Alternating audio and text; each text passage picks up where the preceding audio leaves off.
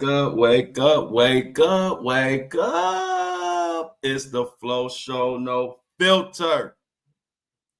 Back for another happy Monday. And we're going to do it just like this. The thoughts, views, and opinions shared in the Flow Show, no filter, are for educational and entertainment purposes only. I am not a professional. I am just good.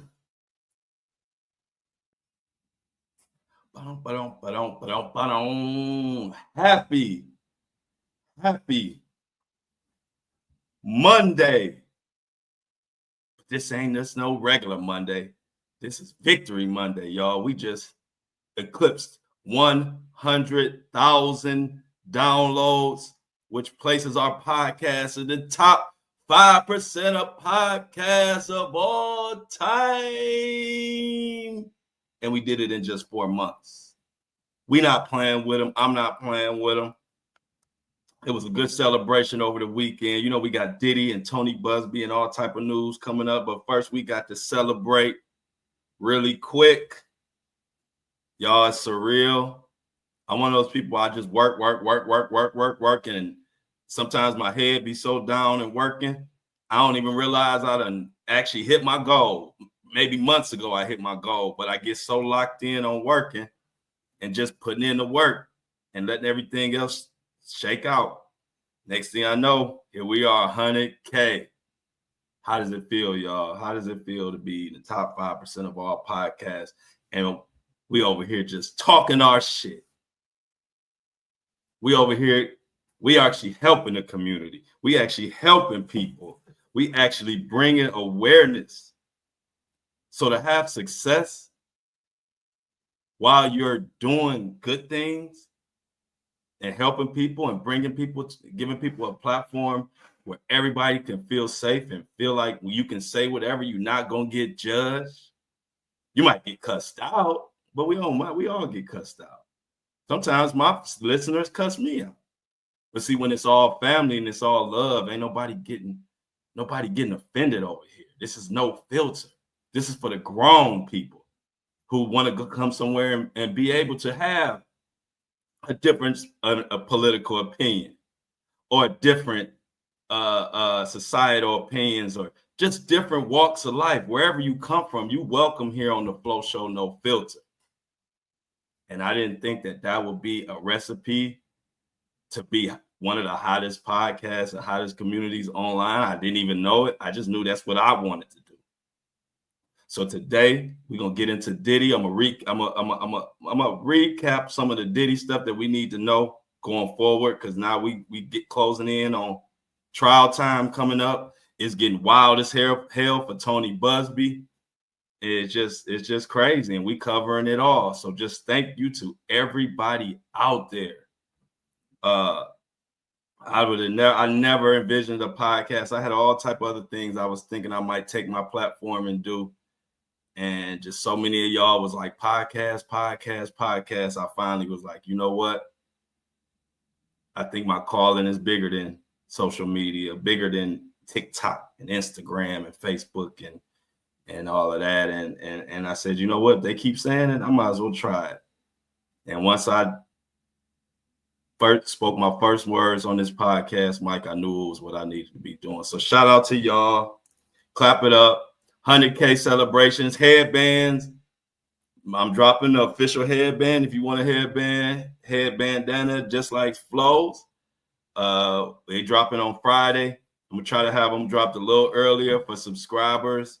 So y'all be tuned in every day. So I'll let y'all know. But Friday for everybody, and I'm trying to get the headbands out a little sooner for my subscribers. So thanks to everybody. I don't know what the hell to say. We had a great celebration over the weekend.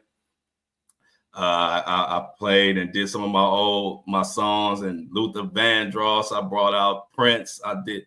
Those are my commercials for y'all know. And a lot of people in my podcasting community was asking, like, do I have any advice for people?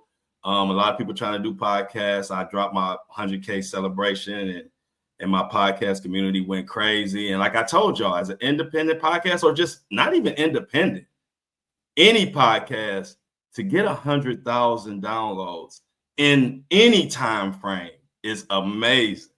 So if you out there and you got a podcast, do not get discouraged.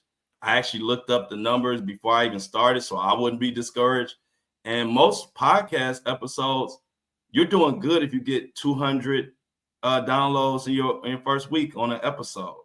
So do not get discouraged out there. Just keep working. But everybody was asking me about advice.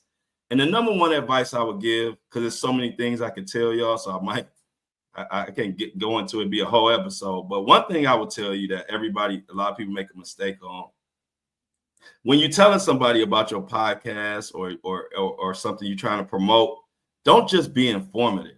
Don't just give information. Don't just say, hey, this is my podcast and we're talking about how you start a business or whatever your podcast is about, and just say, hey, check it out. Don't do that. Do that every now and then. But what you want to do is you want to make real commercials. You want to do like the businesses and companies that successful do. And so that's what I do different. If you notice me, I have clips, of course. You got to have some of those of just your podcast and whatever. But a lot of my promotion is stuff that has nothing to do with my podcast. Like it's songs, it's old school. I'm lip singing to Luther Vandross, all songs that I like. I love music. And so what I do is I use music as a tool to do commercials and stuff for my podcast. And what that does is it brings people to me who might not necessarily even know what my podcast is about or even know what I do. But when they see a song that they like, they see I like the song, and next thing you know, you got a connection. And one thing about podcasts is people want to connect with you. Your information is really secondary. So my biggest advice that I want to give people out there that's trying to do podcasts or thinking about anything like this, don't get caught up in the posting on your social media and saying, hey, this is my podcast, go check it out. We just dropped the episode. That's boring. That's boring. That people gonna scroll past that. But if you say you're into cooking, do a little video cooking something or talk about a recipe, then tell them about your podcast. Because everybody like food. Everybody like to eat. So real quick, I just wanted to give that because so many people ask me, and it's like I can't answer all of these questions, but that's the main thing. Be creative and think outside the box when you promote your podcast or whatever you do. If it's not a podcast, don't do what everybody does and just say, hey, this is my podcast, check me out. It's so many people who came to my podcast from seeing my music videos, they didn't even know what the hell I talked about. I just had the Flow Show No Filter up there and I'm singing Prince, Kiss. That has nothing to do with Diddy, nothing to do with nothing I do, but people enjoy it. And what do? Say, what this Flow Show No Filter about? Next thing you know, they come in here and then you got to follow them up with fire content. Boom, there you go. So I just wanted to take a moment to give that little advice because so many people asked me when I made the announcement. I got 1,000 messages. And a lot of them was like advice for people because they're not getting a lot of downloads or whatever. So there it is. That's some of my secret sauce. I can't give you all the Flow No Show No Filter sauce, but I can give you a little bit of it. And one more thing before we go on to this Diddy recap, Diddy and Tony Buzbee. Oh my God, Tony Buzbee. Somebody trying to kill Tony Buzbee. I'm gonna get into that too. But check this out. I just wanted to read one. I had so many messages congratulating me, and it was so beautiful to hear. But I'm not even gonna read them. I'm only gonna read you a couple. One of them is real short. This one's kind of long, but this young lady right here, Mermaid, she really put everything in perspective, everything that I'm trying to do here. And like I said, it's not just about the movement, it's about who the movement's for, and I'm reaching my target audience, which is beautiful. So check out this message, congratulations message, and it tells you a lot about the community that we've built here. And it's been a community that I've been striving to build since I first started. And when you're trying to make something for everybody, a lot of times people who feel like you should be for them get upset, but they don't understand your true vision. And so a lot of we talk frank up here. So I just keep it real. When I first started, I was representing and doing so much for my community. When I started doing stuff for everybody, there were a small pocket of people in my own community, Black community, that were like, Flo, we need you to represent for us. And, you know, you shouldn't be, you know, the Latinos don't like Blacks and the white people ain't for Blacks. And we need you to represent for us. And they didn't understand. I'm gonna represent for y'all, for my people, but I'm gonna represent, and I want everybody to feel feel comfortable to be a part of my movement, because we are so much stronger together. And the whole thing that they try to do is divide us, and that's not fucking happening on the Flow Show No Filter. Ain't no division here. Yeah, we gonna keep it real. Yeah, we gonna cuss each other out. Yeah, we gonna say some stuff that each other don't like. But guess what? We not gonna divide here. That divide and conquer shit is dead on the Flow Show No Filter. I don't give a shit if you Black, white, Puerto Rican, Latino, poor, rich, business owner, worker, kid, grandma, whatever. You welcome here. And why are you welcome here? Because I said so, and I've been saying that from the beginning, no matter who got mad about it. And I didn't even get mad at them being mad, because a lot of times people be mad, but they don't understand your vision. They didn't understand my overall purpose, but now they do. And that's what feels good, because y'all don't know. I went through a lot to make a platform for everybody. There were some people that didn't understand, and they didn't know what I was doing. But let me read this. This from Mermaid. She said, you are creating more than content and programming across 5 major platforms.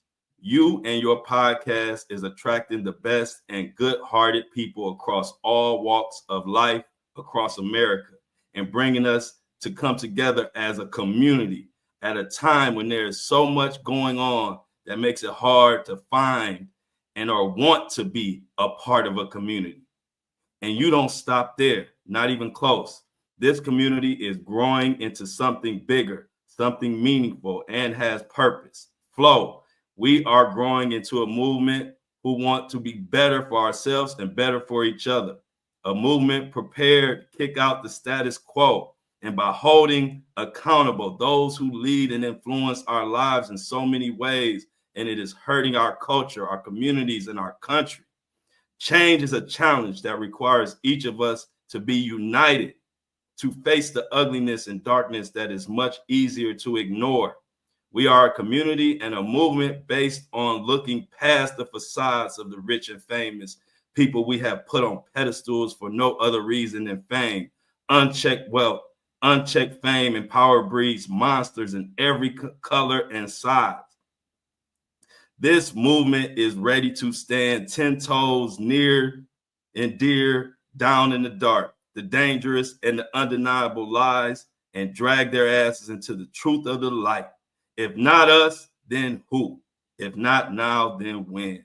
I am proud to be a part of this community and the movement that is coming together because of your unflinching commitment to the truth.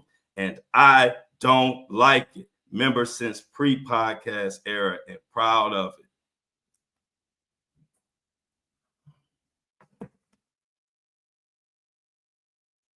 I had to give her some theme music on that one, y'all, but clap it up, because that's what the Flow Show No Filter is all about. Good people coming together. We didn't have a place to hang before. It was all about arguing and bitching and moaning, and everybody divisive and everybody cussing each other out. Nobody caring. That was pre Flow Show No Filter. But now we got a place where we can hang out. We got a place we can talk shit. We got a place that we can come and still be good people and still stand 10 toes. So thank you, Mermaid, for that message. That is exactly what the Flow Show No Filter is all about. And another quick message. Congrats. This is from Evans. Congrats. You have created great content in a space where people from all walks of life feel comfortable. That is not a small feat. Congratulations. So thank you. We about to get into the news. Had to celebrate a little bit, y'all, and let y'all know what we building over here. And it ain't just coming from my mouth. I've been telling y'all this for months. But now it's good to hear listeners and other people say, what we doing here is different. It's a reason why we got 100,000 downloads in 4 months. And we on our way to 1 million. Because we doing it different here. Right now, our country is more divided than it's ever been. But this movement right here is more united than it's ever been. And so that's why everybody flocking here. So I appreciate everybody. We're going to get into this news. I appreciate y'all listening to what I had to say this morning. 100K. Clap it up one more time. And we're going to get into this. Y'all, Tony Buzbee is in big trouble. Both ways. And we're going to talk about it. So the Tony Buzbee situation is getting out of hand. And when I say out of hand, I mean out of fucking hand. Like, there's someone who was just arrested for stalking or harassing Tony Buzbee. But while Tony Buzbee has this going on, his name is fucking mud in New York right now. Y'all know one thing about the Flow Show, No Filter. Hey, some days it's looking good for Buzbee. Other days it ain't. Today, and it's been the last probably couple of weeks, the New York judges and they are not feeling Tony Buzbee. And meanwhile, he's got drama going on with a guy harassing him, trying to take his life or whatever. And we gotta talk about that. But this is a classic case of overplaying your hand. And that's what Tony Buzbee has done, because he was in the driver's seat when he was just focusing on Diddy. He was in the driver's seat. Tony Buzbee couldn't do no wrong. And he was impressing me. Like I said, Tony Buzbee had just cooked my quarterback, Deshaun Watson. And I underestimated Tony Buzbee at that time. So this time around, I was like, yeah, Tony Buzbee got, I ain't gonna underestimate him this time. And Tony Buzbee was kicking Diddy's ass. Lawsuit after lawsuit after lawsuit. We started calling him Tony Lawsuit. He was putting them on Diddy left and right. And then he overplayed his hand. He went after Jay-Z. Now, ain't nothing wrong with going after Jay-Z or doing what you did, but you got to be tight. And what happened was, it always reminded me, my first love was basketball, by the way. I was a basketball star. I practiced basketball like I practice podcasting. Like anything I've ever done, I practiced so much, I couldn't help but to be good at it, because I will practice hours and hours. And well, my uncles taught me, sometimes I would play, when I was young, I would play with guys that were nowhere near as good as me. And I just like whooping their ass. You know what I'm saying? I was, 10, 11 years old. I was way more advanced than most 10, 11, 12-year-olds. So I would play them and just whoop their ass.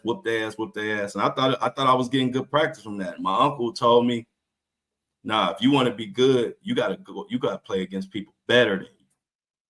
You got to play against competition, because when you play against weak competition, they let you get away with shit that you can't get away with when you play the real big dogs. And I was like, yeah, whatever, uncle.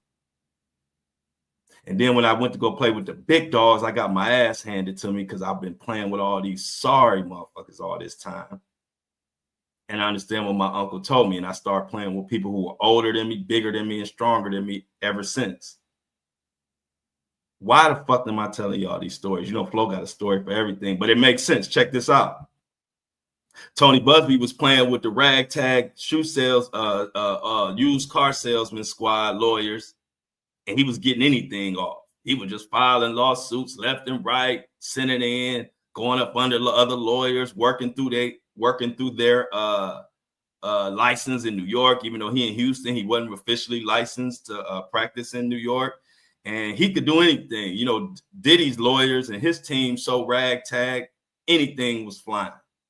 So Tony Buzbee took that willy-nilly style that was working so much against Diddy, and he took that willy-nilly style and went over to Jay-Z with it. He went over to Jay-Z. He wasn't all the way. He didn't he didn't make sure all his T's were crossed. He didn't make sure all his I's was dotted. Like I tell you, my best friend Darnell if it ain't a T or an I that need to be dotted, he'll make one. You got to be thorough. And so he took that raggedy mess over to Jay-Z. and it didn't fly. Jay-Z's attorneys looked in and said, hold up, Buzbee, you ain't even licensed to be practicing in New York. Whoa. But why didn't Diddy's attorneys pick that up? Because it was 15 or more lawsuits, and Diddy's attorney never once picked that up. Well, we know why they didn't pick it up, because them motherfuckers is horrible. I told y'all. I've been saying how horrible Diddy's legal team is from the start, September, when he got arrested. And that crucial mistake led to what we talking about now. It's been, what, 15? Tony Buzbee has withdrawn from 15 Diddy lawsuits at this point and counting. And not only that, not only has he withdrawn from 15 lawsuits now, but now, remember I told you he's working through other attorneys in New York. And I told you that's normal. Like if it's an out-of-town attorney like Tony Buzbee, they say he has a big name and he gets a case, but the case needs to be ran out of New York. He'll find someone in New York who's licensed and work with them. Normally, it's not an issue. But the judges in New York are so pissed about the way Tony Buzbee moved. And I'm also going to add in there, I'm sure Jay-Z and his attorneys have a lot of pull in New York. So all of this is at play. Jay-Z's pull in New York plus Tony Buzbee's slip-ups or mistakes that he made. That deadly combination has led us right here. But now the attorney that Tony Buzbee was working through from New York, not his ass in hot water. That's how crazy it's getting. Now the attorney that is licensed in New York, now the judge ain't feeling him. They saying Tony Buzbee used the other lawyers, went in online, and Tony Buzbee basically admitted himself into the case as if he was the other attorney. And if it's kind of confusing, bottom line is whatever they put in information online, it's supposed to come through the lawyer's account.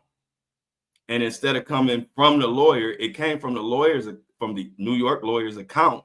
But Tony Buzbee is the one who checked off everything and admitted it. So basically, it's almost like if I'm using your account and I approve me, I go into your account and approve me to do something on your account. So it's just all messy.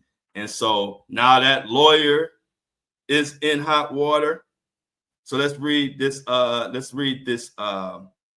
this new motion as far as what the judge said. It's going to be a little confusing, but I'll break it down afterwards. This is the motion about the Tony Buzbee situation. Plaintiff's counsel Anthony G. Buzbee has filed a motion to appear in this action pro hoc vice. You know, that's for him to be able to practice law in New York without being in New York because he's working through co-counsel. Mr. Buzbee had previously improperly filed numerous actions in this court and scores of submissions in the case and other cases. Using the ECF credentials of another attorney without having even applied for regular or pro hoc vice admission to the United States District Court for the Southern District of New York. In the interim, Mr. Buzbee applied for admission to the Southern District. However, as he now acknowledges, this will be on February 13th, the Committee of Grievances Court denied his belated application for regular admission on the basis that he had appeared in the cases without seeking admission. Mr. Buzbee attached the order of the Grievances Committee to his pro hoc application in this case, as the Grievance Committee order directed him to do so. Also, accompanying the pro hoc motion was an affidavit of an attorney Mr. Buzbee calls local counsel Antigo Curtis, attesting that I am advised by Mr. Buzbee that he has never been censured, suspended, disbarred, or readmitted. Therefore, defendants filed an opposition to Mr. Buzbee's application for pro hoc admission in connection with this case, relying in part of the order of grievance committee denying him admission to practice in the Southern District of New York, and Mr. Buzbee's practice of filing cases and making submissions in cases without being admitted and otherwise failing to abide by the local rules of this court and ethical guidelines. Listen to that, y'all, an ethical guideline. Local counsel has now advised the court that plaintiff motion for Anthony G. Buzbee to appear to this action pro hoc vice is formally being withdrawn. As such, the motion for admission has been denied and is moot. Mr. Buzbee also submitted through local counsel a motion to withdraw his appearance as an attorney of record until such time is admitted. However, Mr. Buzbee never filed an appearance in this action. Rather, as stated above, Mr. Buzbee improperly filed and litigated this case using the ECF credentials of local counsel, whose apparent complicity in his improper conduct may be grounds for sanctions. All hell is breaking loose. As such, the motion to withdraw is denied. Plaintiff's counsel is noticed that further failure to comply with procedural rules that govern this court and her ethical responsibilities will have grave consequences. The clerk of court respectfully is requested to terminate the motion today. And this is dated March 21st. So this literally happened over the weekend. A lot was said there. But you don't have to be no legal beagle and know all the jargon to understand that when ass is grass, you know ass is grass. You ain't got to be no damn professional. That's why when I start, I will let you know I ain't no professional. But you ain't got to be a professional to be great. And they talking about sanctions. He talking about getting an attorney in trouble. Who even let Tony Buzbee use his credentials. See, it's all good until it ain't. Like I told you, normally it's no issue. I see it all the time. You know how many impacted families I work with that were doing cases under attorney Crump? Y'all know Crump, who did a lot of the civil rights cases and stuff like that. But Crump wasn't licensed in every city, every state. And so he would hook up with an attorney in that state. And so I've seen it happen plenty of times, but it's just like anything else.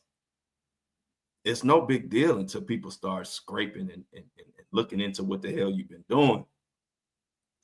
And the judge obviously does not like the way Tony Buzbee kind of jumped the gun as far as putting these, not really, going through it with a fine-tooth comb and just putting information out there.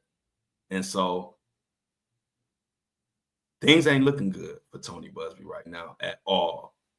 And so, like I said, we go to the point where it's 15 cases that he's had to withdraw from. Now, this is just not a good look. Now, instead of Tony Buzbee spending a lot of time fighting for justice for the victim, and the reason why I call Tony Buzbee out or anybody else if they slacking, the reason why I call them out is because at the end of the day, like I told y'all from the beginning, my loyalty is to the people and the victims, period. So I'm not rooting against or for none of these millionaires and billionaires. I'm just calling it like I see it. And right now, Tony Buzbee ain't looking good. So instead of fighting for these victims, now he has to push their stuff to the side and fight for his damn self. So what I'm wondering is, where do the victims in this situation, where do they go from here? Because their lead counsel is looking raggedy as fuck. I ain't hating Tony Buzbee.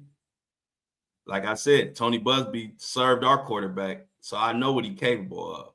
But on this situation, he getting his ass handed to him.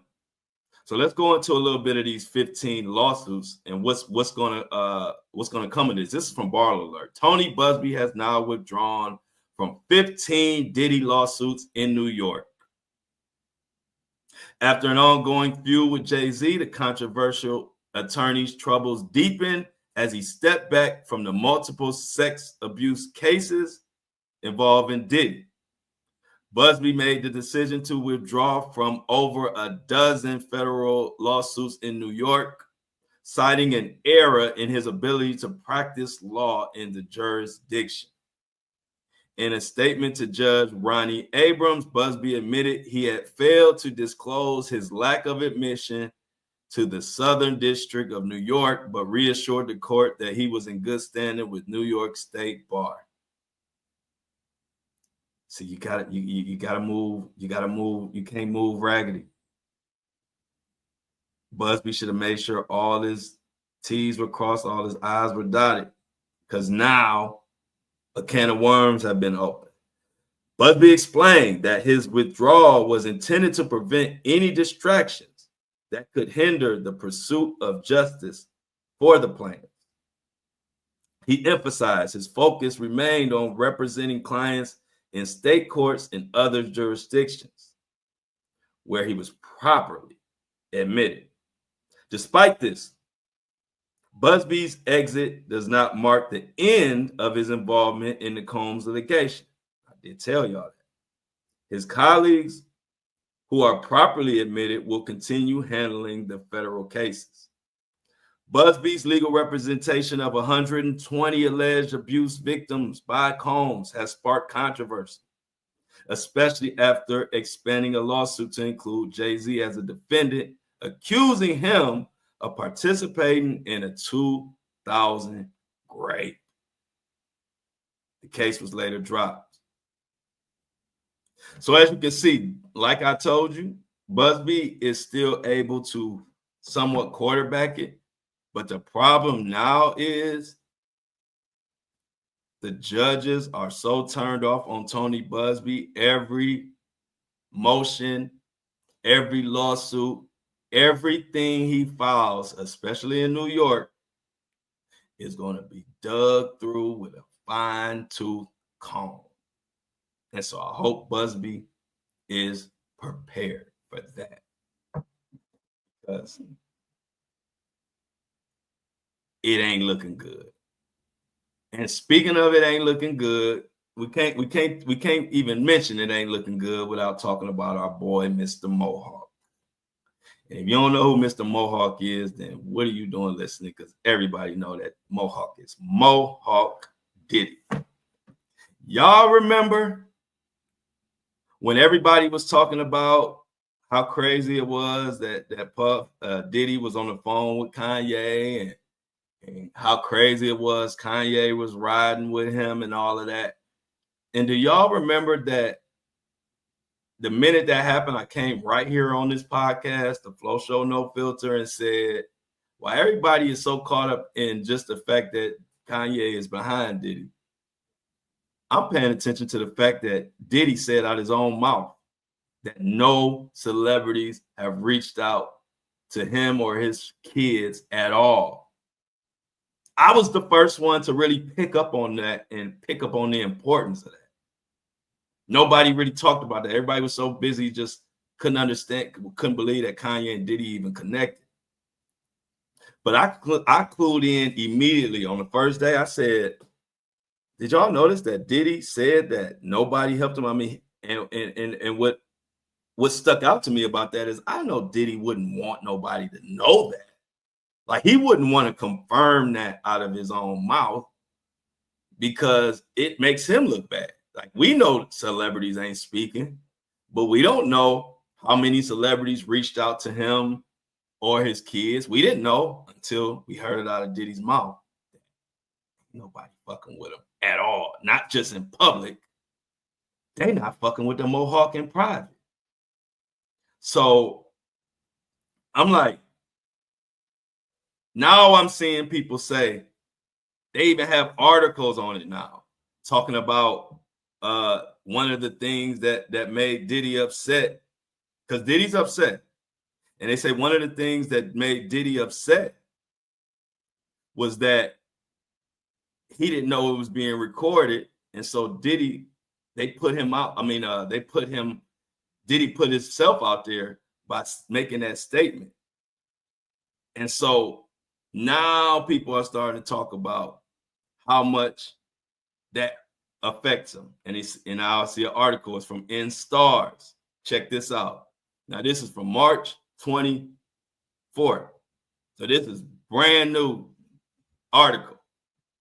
Leaked. Check this out. This is going to let you know why y'all are tuned in here and why y'all get the news. Y'all know stuff way before all y'all friends. And y'all can break down stuff much better than y'all friends who follow in these cases because y'all follow here. Now, this is March 24th. I said this a week ago. Now they making articles. Check this article out.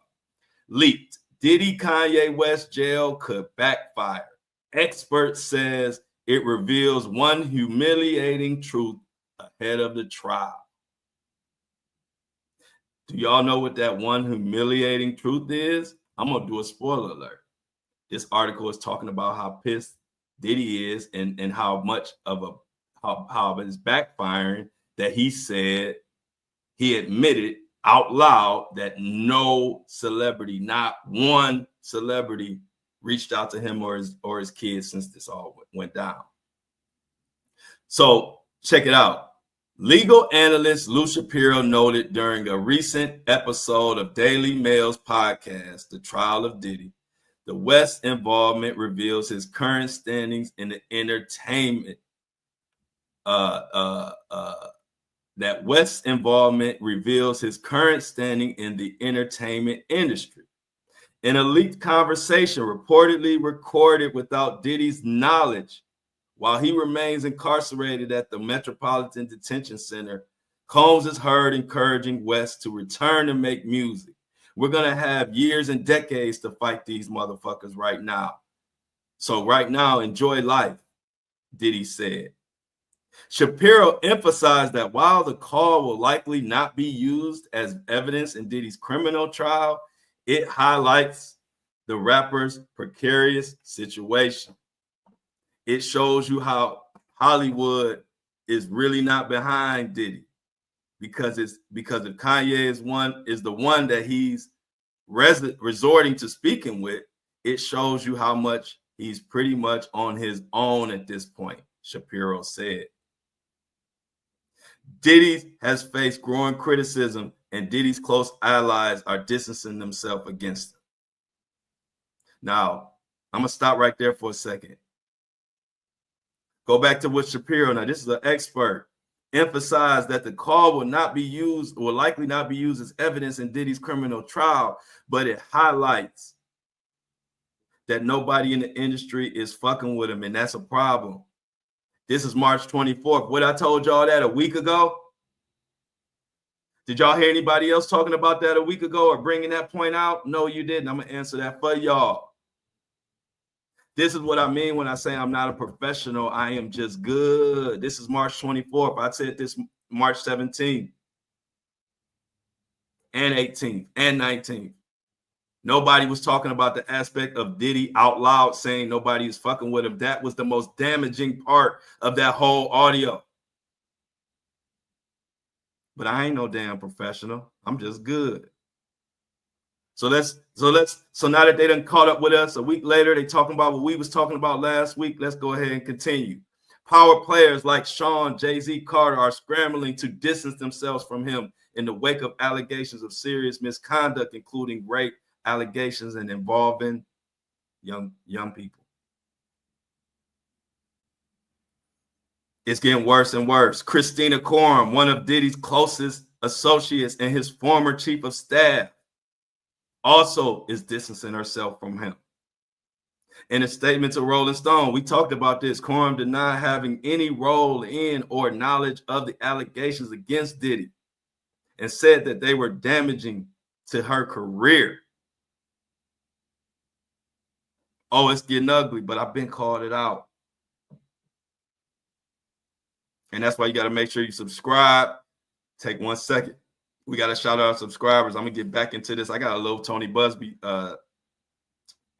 something I forgot to tell you that I'm going to bring up after we give credit where credit is due. Like I always tell y'all, this show don't happen without the subscribers. This show don't happen without the listeners and y'all supporting my merch store, supporting the And I Don't Like It movement. So y'all know every episode I take the time to shout out anybody that subscribes and anybody that shops, because without them, we have no podcast. Because they're shopping and they're supporting allows me to come on, turn on this microphone and tell you what we need to hear, not what I want y'all to hear, not no narratives. So right now we're going to shout out our subscribers and our shoppers real quick and get back, because we still got some with the Tony and the Diddy. I still got some stuff that I got to talk to y'all about before we get the hell out of here on this Monday. But let's shout out our people that, you know, what we do every do around this time. What they say on that, what was that one song? What we always do about this time. We about to shout out, first of all, let's shout out our shoppers. We got 2 shoppers today. Shoppers of the day. Let's give a clap it up for Monique Ziegler. Monique Ziegler. She copped the hottest item on the site, and it is the And I Don't Like It black hoodie with the white trimming. Y'all buying those like hotcakes. I ain't even got one because y'all done bought them all. So I got to wait for the next shipment to come in, but continue placing your orders. Y'all know the headband dropping this Friday. But we got another shopper who also copped the hottest item on the And I Don't Like It website. The And I Don't Like It hoodie, black, all black with the white trim. Y'all know black and white is our official colors here, because we just black and white. We keep everything black and white. Adriana Head. Adriana Head, thank you for shopping. Thank you for shopping. Thank you for keeping truth alive. And then also, before we move on and get back to the news and back to the Diddy, the diddler, Diddy monster. We got a subscriber of the day with a $3 donation. Joel Z. Joel Z. Come on down. If this was the Price is Right, you could come right down here and I had a prize for you. But since this ain't the Price is Right, this all I got for you, baby. Good claps. I appreciate you, Joel. And everybody who shopped, everybody in the chat say, clap it up for Joel, clap it up for Monique and Adriana. All of y'all deserve all y'all flowers. If it wasn't for y'all and people like y'all, it wouldn't be no flow show, no filter. It would be the flow show with a hell of a filter. And I'll be talking about bullshit that don't mean nothing just so I could get a check. If it wasn't for the subscribers. So let's clap it up one more time before we get back to this news.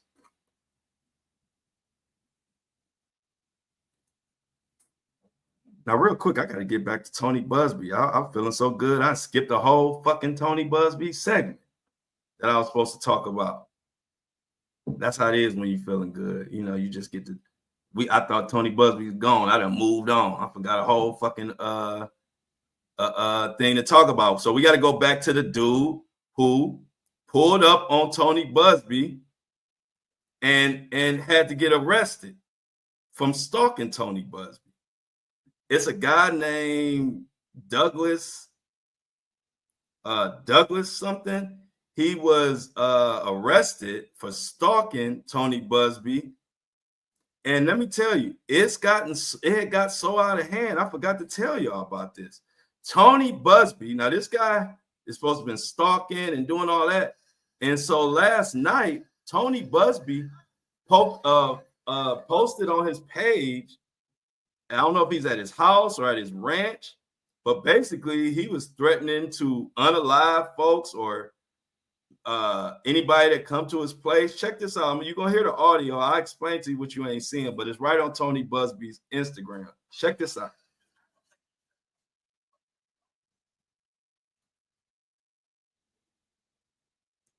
So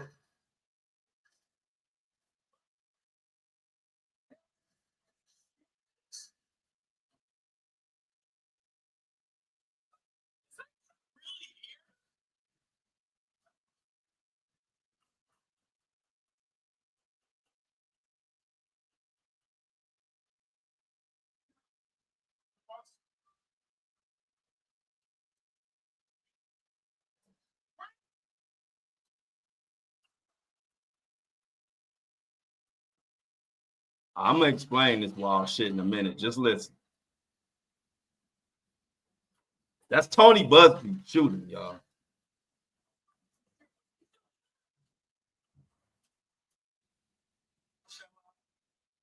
Now, this is at the Antioch Buzbee Ranch.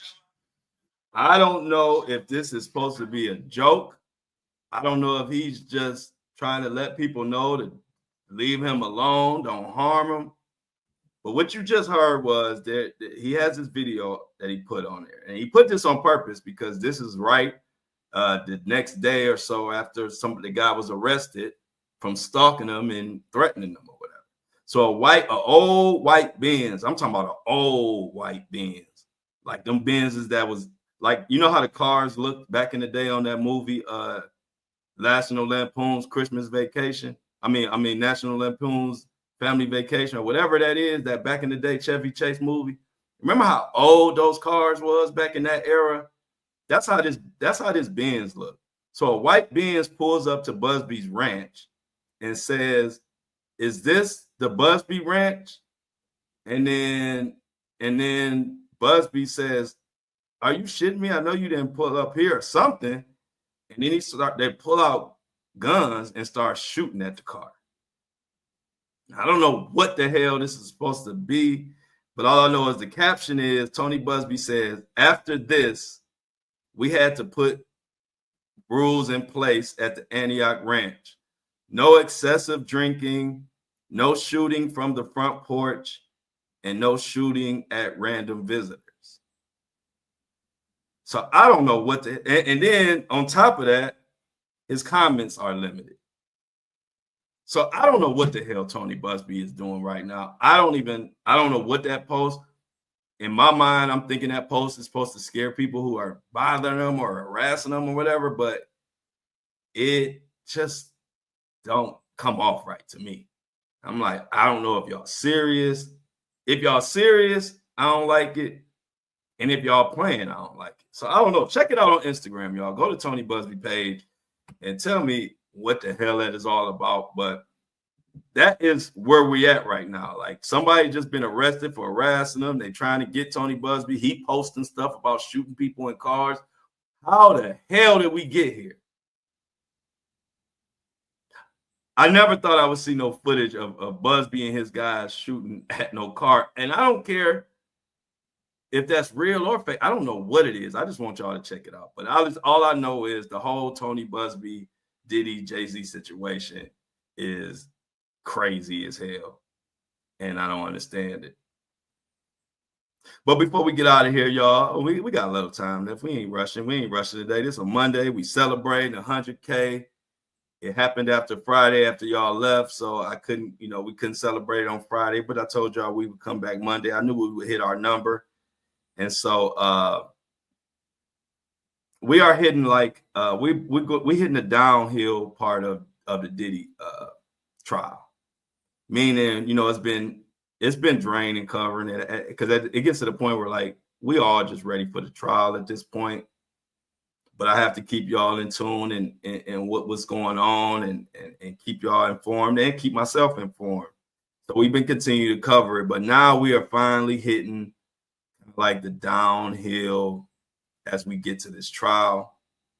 And so I figured it was no real new Diddy news to cover today. So I figured today would be a good time to kind of recap and update where we are in this case and where we're going forward. So let's look at the allegations. over this that brought us here to this moment. When did these lawsuits occur? The first lawsuit began in November 2023. That was the Cassie one. Now, it's funny because in September 2023 is when I started covering Diddy heavy. Even before then, probably more like August, July 2023 is when I started covering Diddy. I knew stuff was about to hit the fan. I told a lot of my TikTokers, a lot of my fellow content creators who at this time, you got to remember at this moment, September 2023, Diddy is untouchable. So when I started covering that Cassie is suing Diddy and that I thought Diddy was about to go down, the whole world was like, Flo don't know what he talking about. Ain't nothing gonna happen to Diddy. He got too much money. And my true TikTokers, they'll tell you this is all facts. But I tell them, see, I know, first of all, I knew a lot of what was going on with Diddy anyway. And secondly, I had covered so much, got so much justice for small people because of the new algorithm. And what happened was TikTok set the tone for an algorithm that gave everybody a voice if whatever you saying was something that everybody wanted to hear. So the average person who don't have any followers could post something valuable or post something that everybody want to know, and it'll go viral. See, previous to TikTok, you only could go viral for the most part if you had a lot of followers already. And so when I was getting justice for people that was getting played in Walmart and all these different restaurants, and I saw how quick the algorithm was getting justice for the common folk, in my mind, I said, you know what? Diddy about to go down because he ain't gonna be able to keep all of this bullshit that he been doing. He's not gonna be able to keep it under wraps no more because the algorithm, everything that's done in the dark is coming out. And so when Cassie was starting to sue him, I was the first person with a large platform that was like, this is about to go down. Everybody told me I didn't know what I was talking about. And in November 2023, that's when Cassie claimed that during the time that they were together, Combs had extreme anger issues and she suffered horrific episodes of abuse that left her bruised and bloody. She also even claimed, a lot of people forget this, she also even claimed that when they separated in 2018, listen to this, because a lot of people forgot about this. When they separated in 2018, Combs, she says Combs literally raped her in her house. See, a lot of people so much focus went on that video that's all everybody started talking about was the video and like, wow, I can't believe Diddy put his hands on her and this and that. But a lot of people forgot before that video, she let people know that after Diddy and her separated, he came to her house and raped her. This is her claims.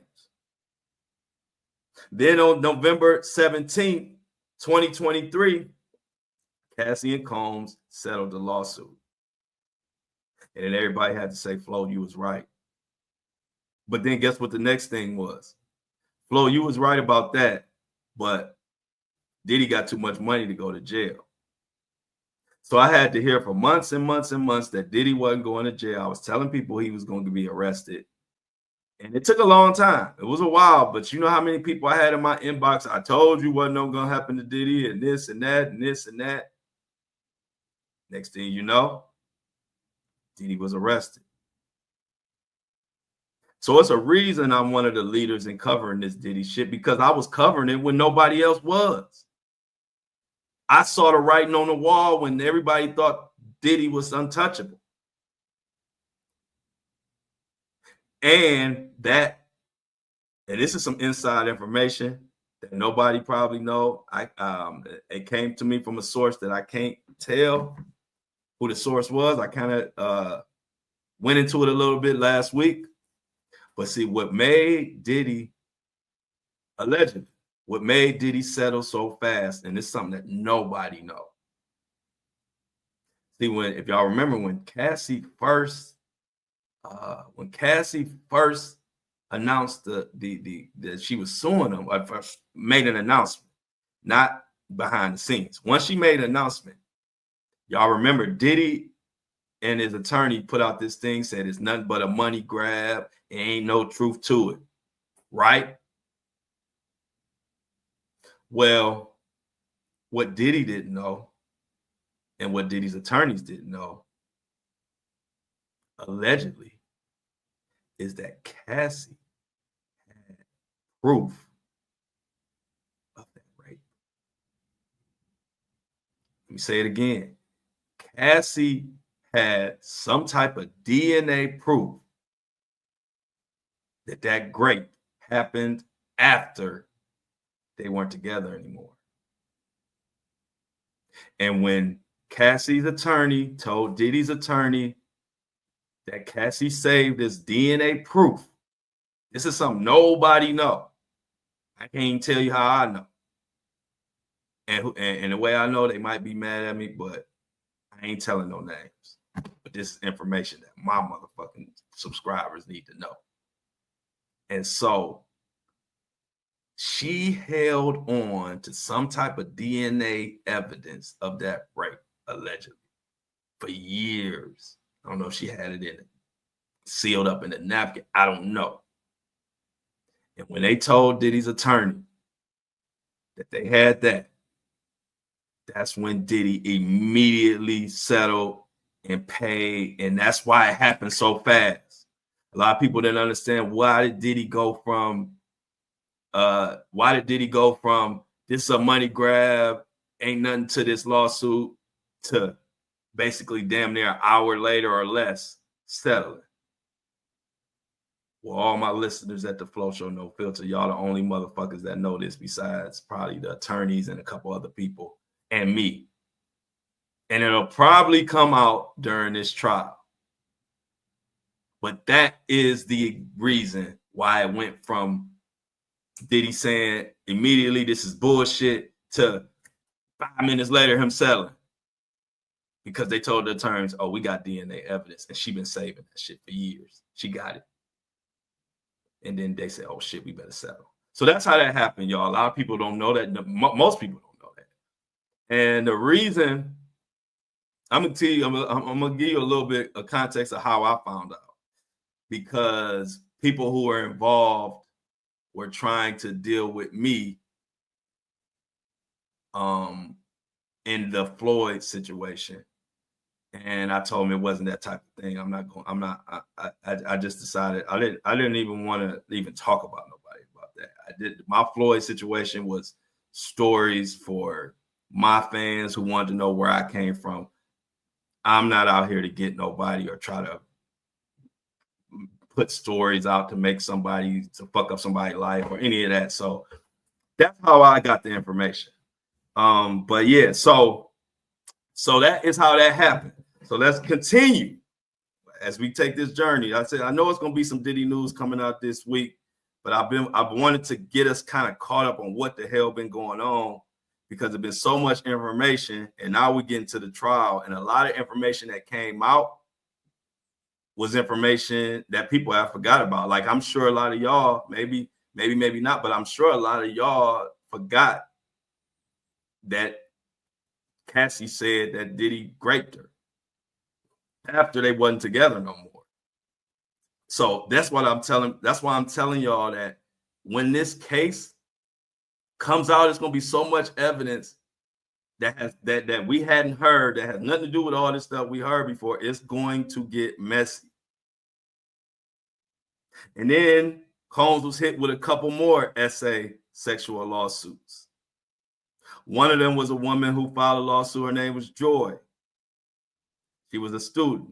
Then there was another lawsuit that involved Harvey Pierre. This is in December 6th. Harvey Pierre, one of the bad boy presidents, allegedly gang raped somebody with Diddy. Then we had the Little Rod lawsuit, which is, a lot of people are saying this is the blueprint for the Feds case. for the superseding indictment. And then we had countless and countless more lawsuits come back to back to back. 4 lawsuits, 5 lawsuits. Another lawsuit came in February 26th, saying that Combs groped and solicited sex workers and forced plaintiffs to take drugs. This is from the Little Rod lawsuit. And then in March, that's when the house was raided. That's when all those houses were raided, and we thought Diddy was on the run, and we thought his private plane was flying over there, thought he was about to go visit Russell Simmons. But then after the raid, it got kind of quiet again. And even after the raid, people were telling me Diddy ain't going to be arrested. And then we go up to May 17th.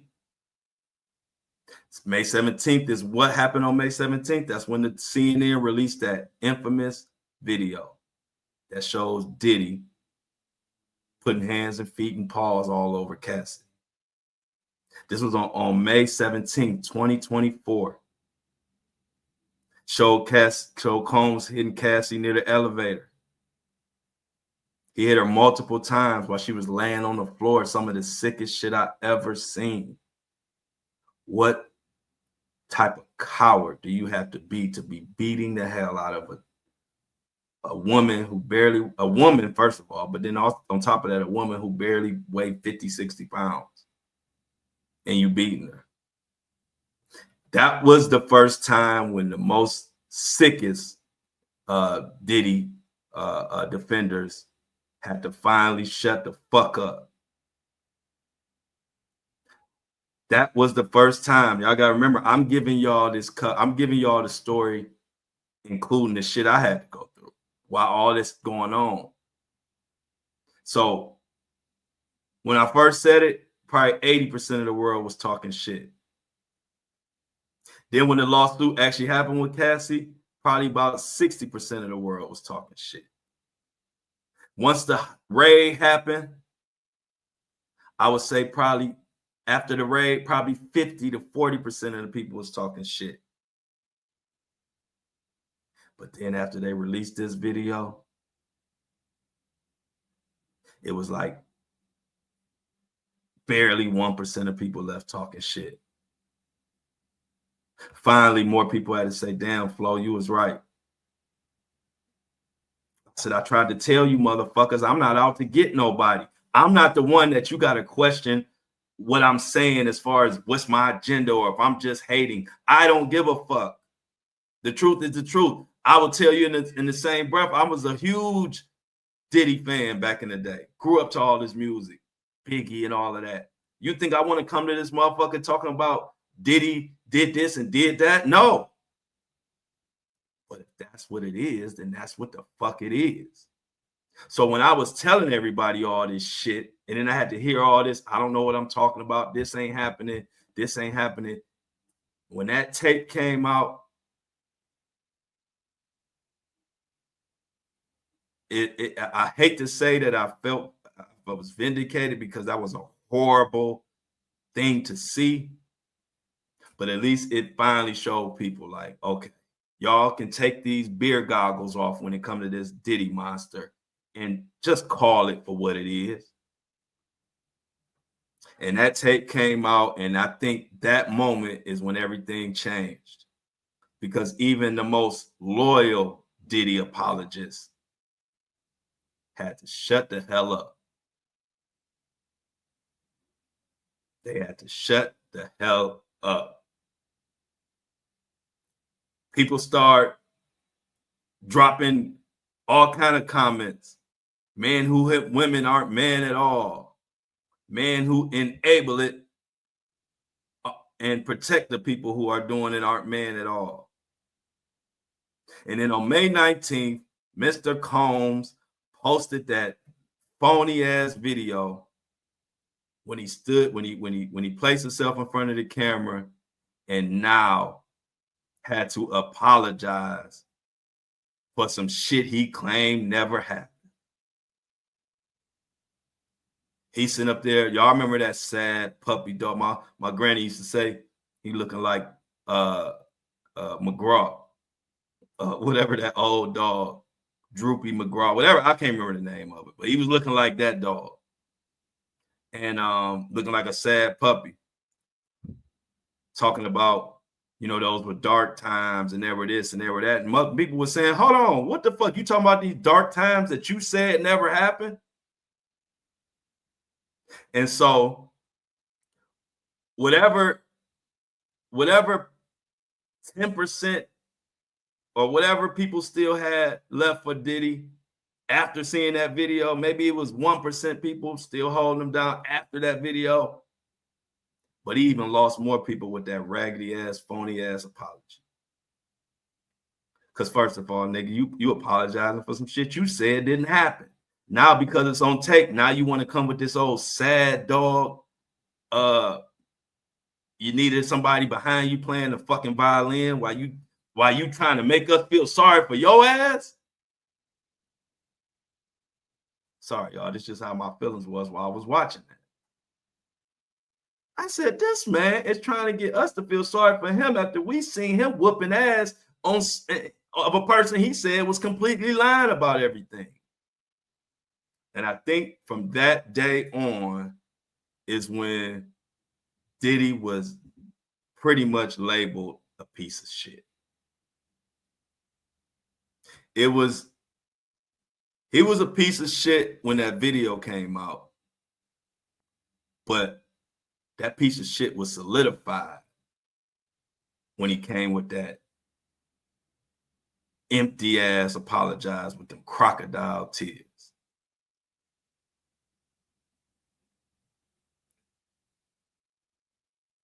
And so after that,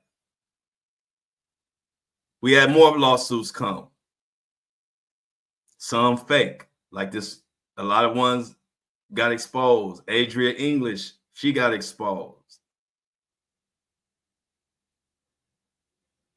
And more came to follow. Then the Tony Buzbee situation came. Then the guy who they Derek Lee Cardello, the guy who is suing Diddy for $100 million, but he's locked up.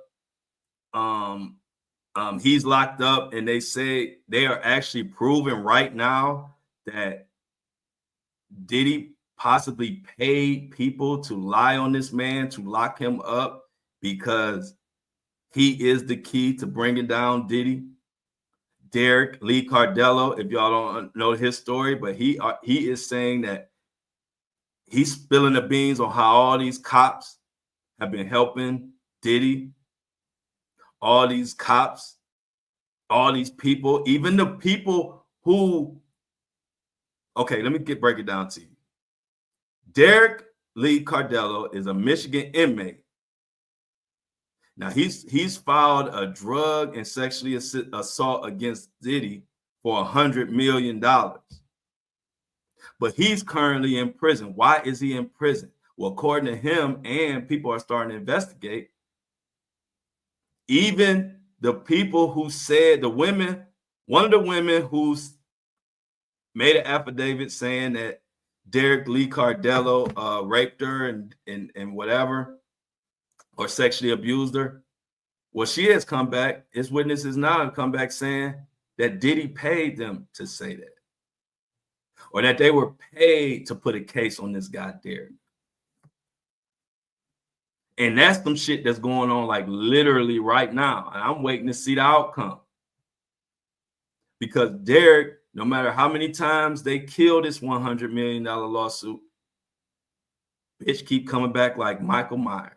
Every time I look around, Derek back with this lawsuit. He ain't giving up. But every time he come back, he got more evidence. Diddy a monster. The real thing. Not the kind that go boo, not that monster. A sexual monster. And so things continue to come out.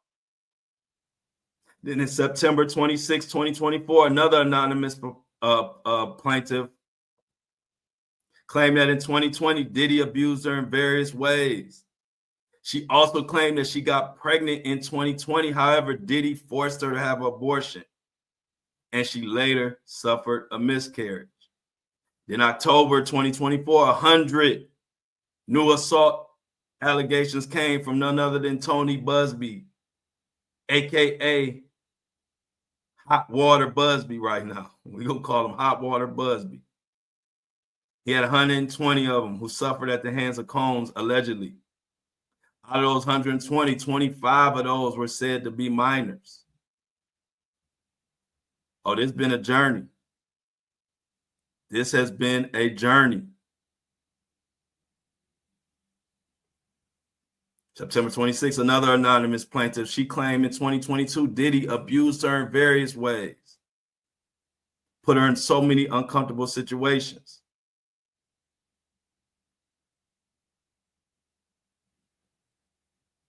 And more motions and more motions and more motions led us to where we are right now. Waiting for the trial date that was supposed to start at May 5th. Now it's been May 5th is when the jury pool will start to be, you'll start interviewing jurors, and then the actual opening statements, opening arguments will start May 12th, a week after May 5th, May 12th. And as y'all know, yours truly will have not only someone covering the case in the courtroom, out the courtroom, every piece of the case. We will have an official correspondent, but I also have access. So I will be in the courtroom. I will be able to let y'all know, hey, y'all, Diddy is really in there. I'll be looking at the back of his head. And so I encourage y'all to get y'all subscriptions now. Don't wait till trial time, because I don't want to hear nobody mad at me because the subscriptions are higher now. Because everybody who's already locked in, your subscription will stay whatever it is. Or either say if you got a $10 subscription and you end up having to make it a little lower, you can always do that. But whatever you locked in at, that's what you locked in at. It will be no more than that. But all the people who come, my mom used to call them Johnny come latelys. All the Johnny come latelys, they will be paying premium because, hey, going back and forth to New York and getting a hotel and being in there so we can have front row seats of what the hell going on with this trial. It ain't cheap. So we're going to have to pay for it. So, yeah, so I'm encouraging everybody to get your subscriptions now. Don't wait. I've been the leader in this Diddy story from the beginning.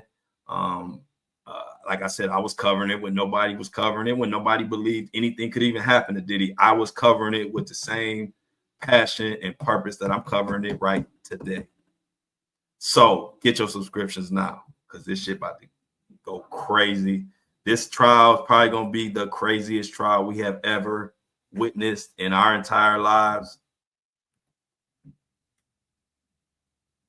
And on this 100K celebration, I just want to say thank you to everybody who've been rocking since, I think, what was it, October 30th or something, the first official podcast episode. And we got many, many, many, many, many, many more to come. I'm coming for the top. I want this community to be the best and number one go-to podcast for this Diddy trial. We will be that, and I'm looking forward to that. Felt good giving a little recap of what the hell been going on, because I always try to keep y'all up to speed on what the newest, latest, and greatest is.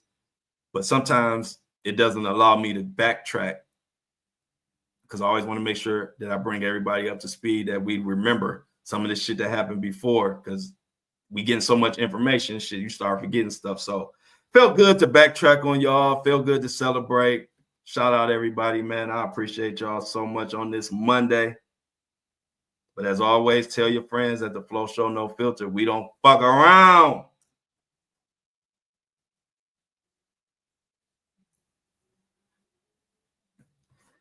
As always, I love y'all. See you tomorrow. Headband dropping Friday. And I'm out. Happy 100K.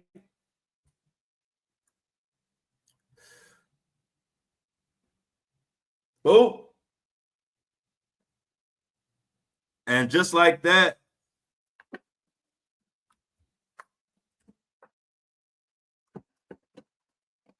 wow, I done dropped my microphone.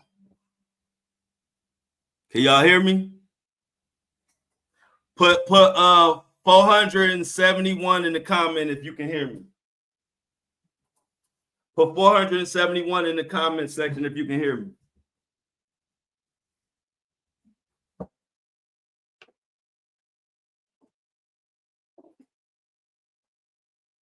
All right. We about to get Apple and Spotify loaded up. 100K celebration still continue. We the fucking best, y'all. How it feel?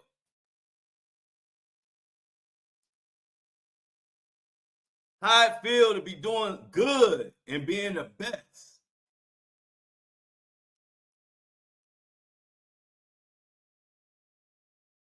How it feel to be rocking with the best? I'm your favorite podcaster's favorite podcaster. I promise you.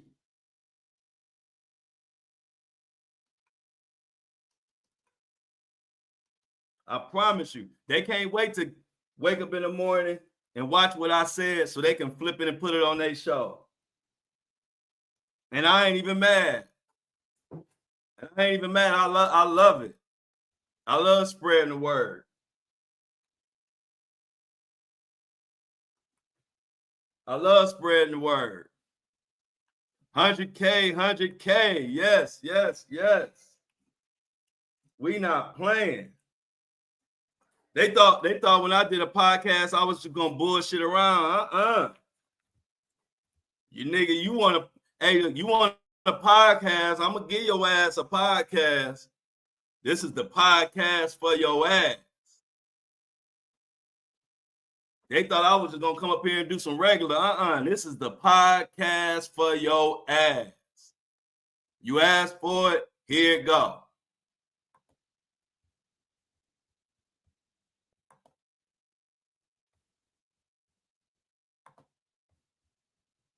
Let's get Apple and Spotify loaded up real quick. You know how we do.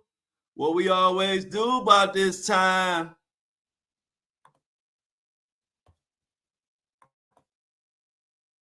What's up? So what we got going on, y'all?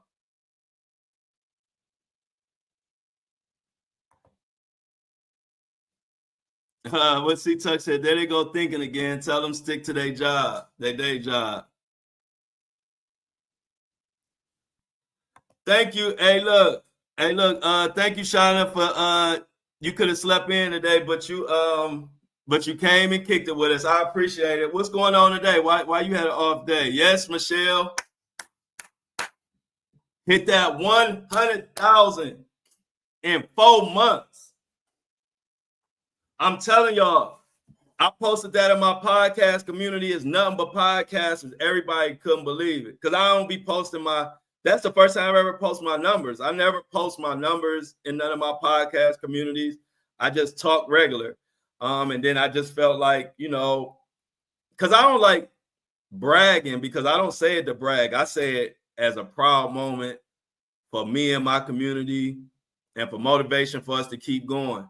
But so I don't really, I don't put our numbers up there. It's the first time I ever put numbers on there. And they was like, they couldn't believe it.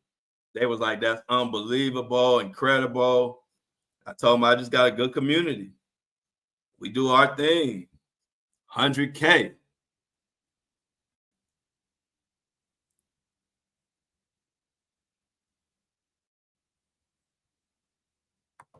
Hey, look, what Amy say, Flo, you came with me to do farm chores. That's what's up. Thank you, Sasha. Yeah, I'm gonna remind everybody, just so you know, out of every podcast ever made to this day, only 5% of every podcast that's ever been made, only 5% of them cross the 100,000 download.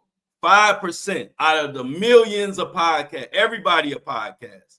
There's so many podcasts. I just want y'all to know how special what we're doing over here is. And it's nothing but a good group of a good community. We ain't on this motherfucker arguing with each other. We ain't in the chat arguing with each other. My listeners ain't arguing. We all are just a good group of people. And I was telling my best friend the other day, and he know me better than anybody know me, except my mama and my son. But I said, people won't even understand. I'm so funny about who I am and who I deal with that I wouldn't even enjoy this if I was this popular and it was a bunch of fans that I didn't like who I was representing, it wouldn't feel as good.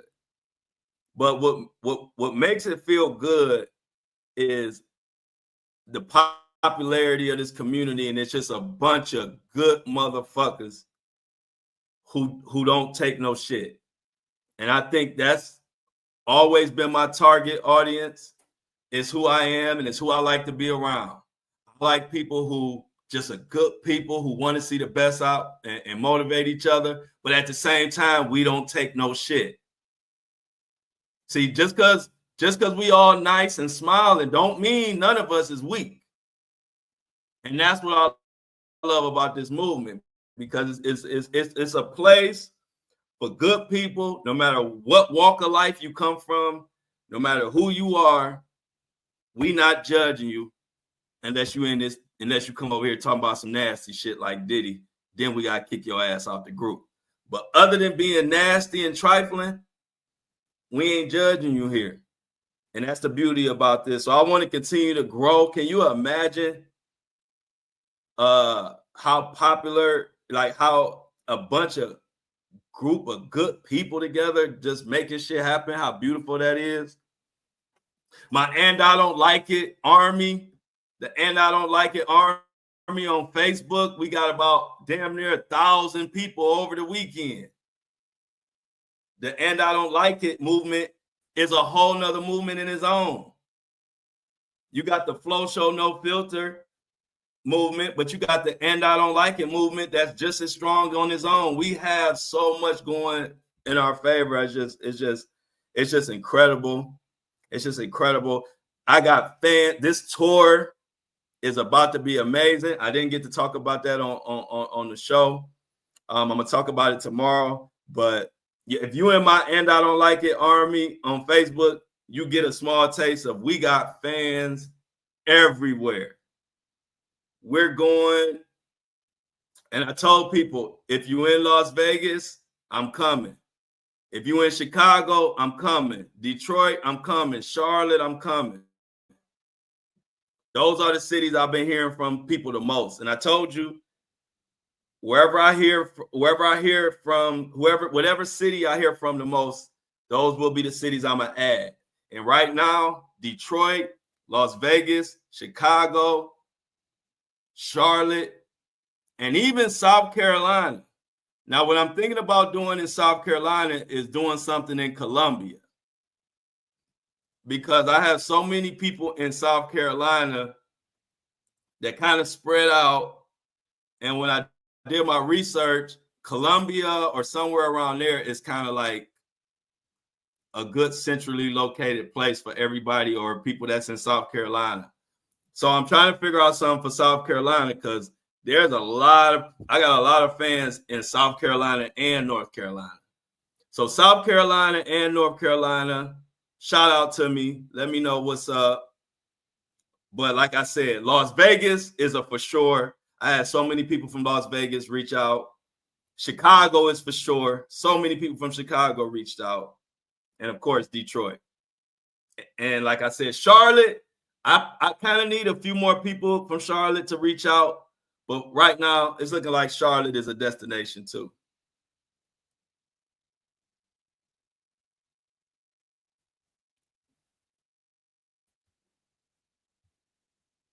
Oh yeah, you in Las Vegas. I mean, you in. Well, it don't have to be. The thing is, Amy, I'm saying Columbia as the focal point. Just like a lot of cities, I'm not going to be exactly in the city. I'm going to be near the city. So Columbia, I'm saying in that area, in that ballpark. I'll research the area, but somewhere near Columbia is kind of centrally located to everybody.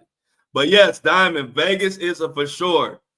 I don't know if Diamond, if you in the Army, and I don't like it Army on Facebook, but it's going down in there. It's so many. It's a lot of Vegas people, a lot of Chicago. It's everywhere. Like I said, I didn't even realize I got fans everywhere. I could probably go to 50 cities if I wanted to, but I'm not going to that many. But it's just good to know. Oh yeah, Cleveland. Oh yeah, Cleveland automatic. Cleveland automatic. So that's not even. Cleveland don't even have. I'm for sure. Of course, I got to do Cleveland, so you don't even have to worry. Cleveland, my home. I'm gonna tell you, Cleveland and Atlanta are two automatic places. So Cleveland and Atlanta, you ain't got nothing to worry about. Y'all automatic. Y'all don't got to come out and say nothing. But Vegas is also automatic. And let's see what Mini Me got for us. Look like Mini Me dropping some news for us. Hold on, make sure I ain't missed nothing. Okay, so let's do some quick updates. Former Eminem employee charged with leaking unreleased music. Yeah, I saw this, Mini Me. Joseph Strange, 46, was charged with criminal infringement of copyright and interstate transportation of stolen goods. Fry's ass, stealing other people's work. What is his name? Fabio, I forget Fabio. I know you're talking about. I don't remember how his name's pronounced, but has reportedly been in jail since January after allegedly pointing a pew, pow at a disabled woman. Wow. Let's check and see. That's still processing. Apple and everything still processing. What else we got going on, y'all, as we celebrate 100K? Oh, I got a big meeting. I got a meeting today, too. So I got a meeting coming up, a big meeting. So we're going to be talking. Man, this tour is about to be crazy. Oh, if Jennifer ain't in here today, but if you're not in the And I Don't Like It Army on Facebook, you missing out. We had almost 1,000 people join over the weekend. And we talking about the tour. You get to see where all type of people is from. So go, all you gotta do is go search And I Don't Like It Army. Just how it sounds. And I Don't Like It Army on Facebook. I will accept you, or one of the mods will accept you. Matter of fact, Jennifer is a mod on there, and I think Mini Me is a moderator on my Facebook group for And I Don't Like It. So definitely check it out. It's a great community. Like I said, after celebrating 100K downloads, we damn near, I think we damn near got 1,000 people to join the army over the weekend. So oh yeah, you are. Okay, I wasn't sure. I'll be forgetting. But yeah, so Mini Me is a moderator in the And I Don't Like It Army, and so is Jennifer, and it's just a lot of people. Like, if you didn't quite understand how big this movement is, if you join that army on Facebook, you'll be like, damn, we are killing, we unstoppable, we everywhere. We everywhere. Let's see what we got. What you got, C-Tuck? Oh, yeah, cool. The Browns signed Baker over the weekend. Yes. Thank you for the news, C-Tuck. Hey, C-Tuck, too, just so you know, I think I'm trying to figure out how I'm going to do it, but I'm going to start covering sports. I don't know if it's going to be a whole nother podcast, or will I just add sports? Probably I'll just add a sports segment on my YouTube. But I am going to start covering some more sports. But it's kind of going to be on its own little thing, separate from what we do here. But definitely, and I really want to start when the playoffs start. that's when I want to start my sports coverage. And so look out for that, C Tuck. And thank you for always keep us up to date on what the hell going on with Cleveland sports. And I'll always make an announcement. Okay, Gene went. All right, so it's all good, Diamond. You in the group chat. If you in the group me, hey Diamond, if you in the group me, then you good enough. But it is the Facebook group is a good group. Okay, we got Kingdom. Yeah, I invited Kingdom Fit. They in the Facebook group. Appreciate it. I'm glad you accepted the invitation. Yeah, I remember him. I know Jerome. I know Jerome Baker. See Tuck. I don't like putting people business out there, but this old news. I used to manage an artist out of Cleveland called Piggy, Auntie Piggy.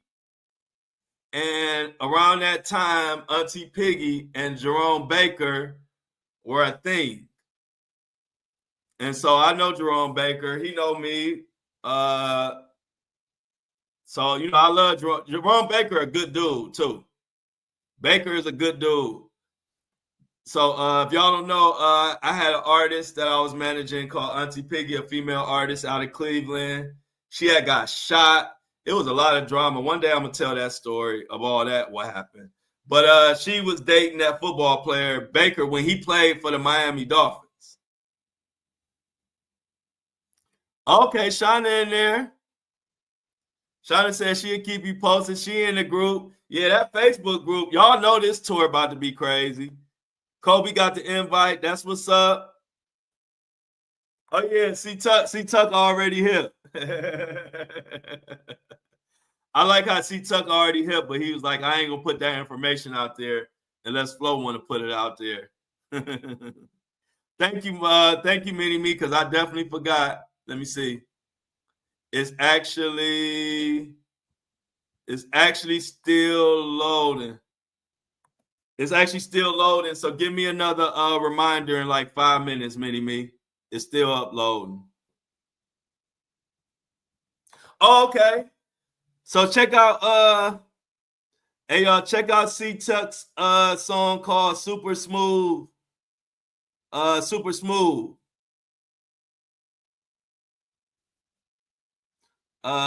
He got some famous people in this video, and here Show No Filter family. We support everybody that got something going on. Check out C Tuck.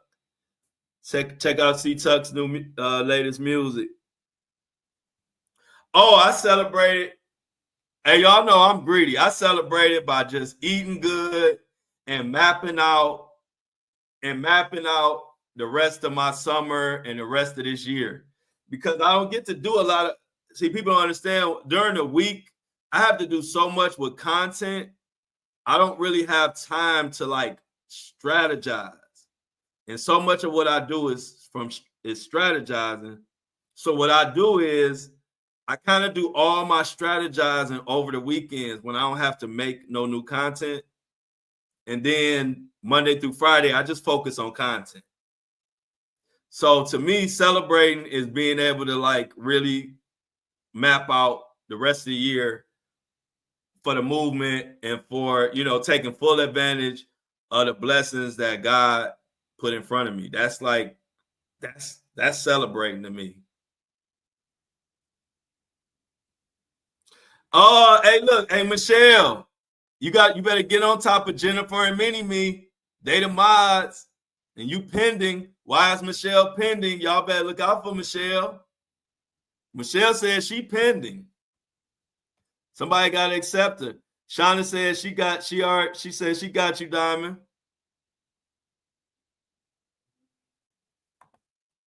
Jennifer, she talking about the group that you the mod for. She talking about the Facebook and I don't like it army.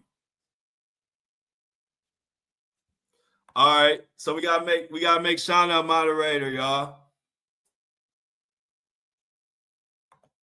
Jennifer says she apologized. She been saving lives, but she about to add you. But yeah, that's a great group. A lot of people in there talking about different things. We done already had to. I think Jennifer or somebody we done already had to suspend people it's women trying to post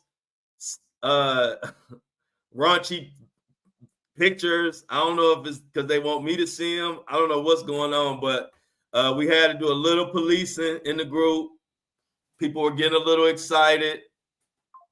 I don't know what was all about, but I think we got it under control. A few women in there was kind of like they was trying to be like Diddy.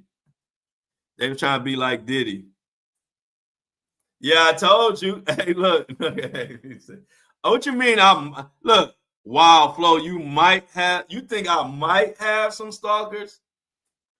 I would probably take that might out.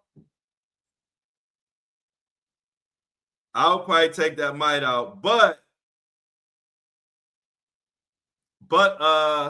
it's all good. They don't mean no harm. They just happy to see me. No big deal. Oh, so Melody, we gotta add Melody to the yeah, they want, yeah, they sure do. But I gotta I'm about to type, if I type this email address, can y'all send this? Can y'all send Melody? Melody been trying to get in the group me for like the longest. I don't know why is it so hard to get her in there? But we're gonna try to get it right now. So I'm putting her email in the chat. Moxie.mom.e.13. Okay. E.13. Okay, Shauna or Mini-Me or whoever got control. Okay, thank you, Mini-Me. Yeah, add her to the group me. This is Melody. Yeah, they be going crazy, y'all. I ain't gonna lie. Well, that's her email, Shauna. So you could that's her email. So this is her email. Just add her to the group me. It's real easy. That's her email address, and add her to the group me, and then we'd be done with it. But yeah, shout out to the women. Y'all cool. I ain't mad at y'all. But it was some women doing their thing in the and I don't like an army group, Facebook group. That's why I had to get plenty of moderators. So we got to make Shauna a moderator. And anybody else in the crew that think they need to be a moderator, just all you got to do is say the word, and we will hook it up. Let me check on this Mini-Me. I'm about to check on the Buzzsprout. Oh, it's all good. So let me load up Apple, Spotify real quick, y'all.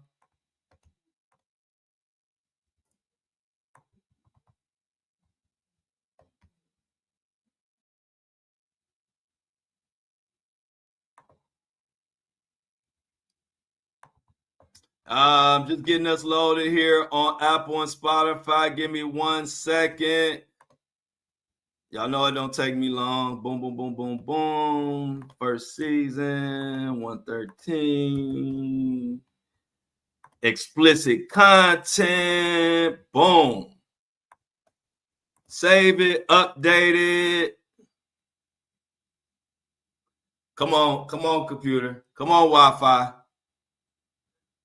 Come on, Wi-Fi. I ain't got time for you today. Here we go with this. Man, I hate when this Wi-Fi be going slow like this.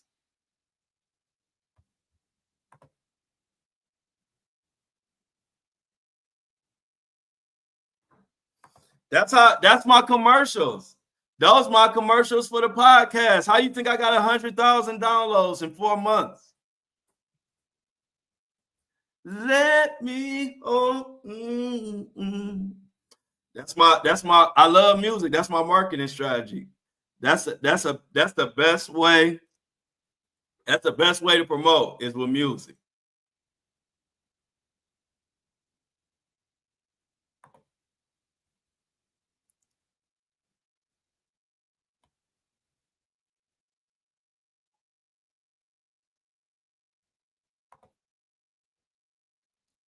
All right, but Buzzsprout, Apple, and Spotify is officially live. Oh yeah, that's why I told y'all. I'm scared to go on this tour. I'm gonna have security, but hey, look, they ain't gonna be doing me like Michael Jackson. They gonna be ripping my arm off. Hey, they ain't about to be ripping my arm off and my headbands off. I'm gonna make sure I got some good security because sometimes people could be a little aggressive. But I'm looking forward to it. Jennifer's doing a great job. Let's give Jennifer her flowers. Jennifer's doing a great job of moderating the group. Let me tell y'all, before the 100K downloads, there was like 100 people in the And I Don't Like It army. I wasn't really promoting it. It was just a little army that I started when everybody thought I was dead, when I didn't post in a couple days, and all my followers got all worried, or like all my main supporters. So I decided to make that group. So if I wanted to send a message to my group people who support me, I made that little army. But then when we announced 100,000 downloads on the podcast, And I Don't Like It army went crazy, and we damn near got like 800 people over the weekend. And so it's getting kind of crazy in the And I Don't Like It army group, and I like it. Yep, there you go, Michelle. It's all, hey, look, I wrote a song about you. Well, actually, Luther Vandross wrote a song about you, but I'm a lip sing it. Thank you for adding Melody. Melody been trying to. I think I missed Amy's message. Amy said something that I wanted to post. Oh shit, I missed this. I'm glad I went back. It's Mini Me's birthday week, y'all. It's Mini Me's birthday week. We all got to represent for Mini Me this birthday week. Appreciate that, Amy. Amy said she got me, period. But yeah, it's her birthday week. Oh, Shauna said, thank you, Shauna. Shauna said, I ain't mad at you. You know, you fine too. I'm a married woman, but I got eyes down there. Shauna, you crazy. Thank you, Shauna. That's why I need all y'all to be representing. That's why I need all y'all representing coming to these dates, because I'm gonna have security, but I need the flow security. I need the security of the people, because I don't want nobody to get harmed. But I got a feeling this tour is gonna be crazy, because we got fans everywhere, y'all. We have fans everywhere. And we got so many different groups. We got the Just Flow fans. We got the And I Don't Like It fans. And we got the Flow Show No Filter fans. Like, we got 3 different entities that are all becoming huge brands on their own, which is crazy. Like, And I Don't Like It has its own movement. The Flow Show No Filter has its own movement. Me, myself, Flow Daddy Flow I got my own movement. So when you combine all 3 of these movements into one, motherfuckers gonna be famous. That's all I'm gonna say. So I appreciate y'all. I know y'all gonna have my back. We gonna turn up for Mona this week. What day is your birthday, Mona? So we can turn up. I might pop out a little bit extra time for Mona's B-Day.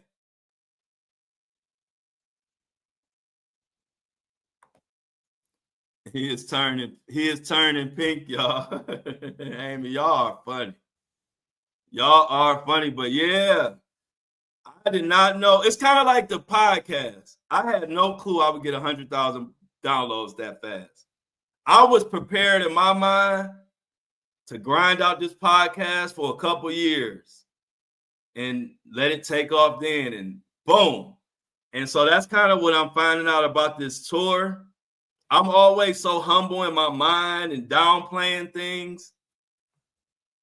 But I'm gonna have to keep it real, y'all. It's a lot of fans out there, and this tour is about to be crazy, and it's gonna be fun, and it's gonna be groundbreaking because it's gonna be not like nobody else's podcast tour. My podcast is gonna be like a family reunion. I'm gonna do this right in front of you. We're gonna do an episode. We're gonna do a live episode. We're gonna do Q&A. Y'all can ask questions. We're gonna do a meet and greet. But of course, you know I'm gonna do the Carrie Floki. You know I'm gonna do the Carrie Floki on the tour. You know I'm singing classics. I'm performing classics. And since everybody love my videos so much, every stop I go to, I think I'm gonna pick one woman who want to have one slow dance, and we're gonna do a nice little classy slow dance to a classic song as I perform it. So I'm gonna do that. I'm gonna do that at every stop. So when I come to Boston, me and Mona gonna have to slow dance in Boston. Because I'd rather do it with people I know if I can. I don't want nobody ripping my head off. But me and Mona when I go to Boston, me and Mona gonna slow dance to one song at the event. But yeah, it's just gonna be like family reunion, kick it vibes, you know, good music, everybody talking, fun time, fun. That's gonna be my part. That's gonna be my live tour. It's gonna be the most fun anybody ever had, and I'm bringing back all the 70s, 80s, and 90s. I'm bringing all the 70s, 80s, 90s, and early 2000s. I'm bringing those vibes back. It's going to make us feel like we kicking it in the 90s again. That's my vision for this podcast, Flow Show No Filter live tour. So every city we're going to come to, we're going to have the most fun that everybody had in a long time. So Mini-Me says she got me. So yeah, when I go to Boston, I already know who I'm dancing with in Boston. It's Mona, aka Mini-Me. Hey, look, Amy said the fights will be out of control if you do that. I am gonna do it. I gotta have. Hey, Shauna said a slow dance with a lady. We definitely need security. Oh yeah, I would definitely have security though, y'all. Do y'all think I can come to any of these cities without security? I'm not going nowhere without no security. Ain't no way. Okay, shout out to Mona's oldest brother. Happy birthday, Mini-Me's oldest brother.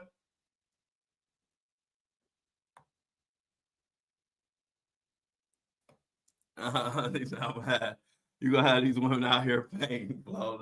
Hey, we're gonna have a good time, Diamond. We're gonna be playing that good music. We're gonna let that Luther Vandross play. A chair is not a chair, even when there's no one sitting there. But hey, we gonna be kicking it. I can't wait. I'm excited. I got some big meetings. I'm reaching out to the Griot or whatever the name of that place is. I will be reaching out to them this evening, getting that locked in. So Detroit, here I come. I hope you're ready, Detroit. Oh, okay. Hold on. Who said they used to do security? Hold on. Let me go back up. Okay. Okay, Kingdom. Kingdom said, I used to do security back in the day. I got you in the shop, bro. Okay, because you know I'm definitely coming to Chicago, and I got team because I need official security, which I gotta pay for, which will be paid for through the tour and all that. But I need home team security in every city because I know I can trust y'all. Because sometimes I don't even know if I can trust paid security, but I can trust my Flow Show No Filter people. So Kingdom, when I come to Chicago, you got all access, and I know you got my back. Okay, so I got my dance partner in Phoenix. I got you, Genuine. So Phoenix, the only surprise gonna be what song that I choose, but it's gonna be a good time. But I think y'all know I'm pretty like good at kind of predicting stuff, but I think the slow dance is going to be one of the highlights of the tour, only because people don't slow dance no more. A lot of times people don't slow dance no more. They don't go like back in the day. Remember, we used to slow dance when we went out. Like then it became like nobody slow dance. It's just all bumping, grinding, fast, whatever. So, like I told you, this tour, I want this tour to remind us of the 80s and 90s. And if you wasn't around in the 80s and 90s, I wanted this tour to show you how we kicked it in the 80s and 90s. And so that's what I'm excited about. So Genuine, I'm ready. I'm ready when you're ready. When I get to Phoenix, good to know I already got my dance partner.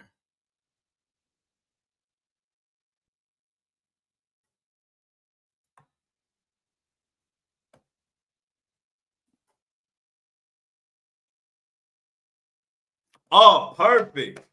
Hey, look, car show for Cleveland. We coming during car show season. So everybody gonna have some fly shit on the road. Oh yeah, we gonna have, man. I told you I'm excited about this tour, y'all.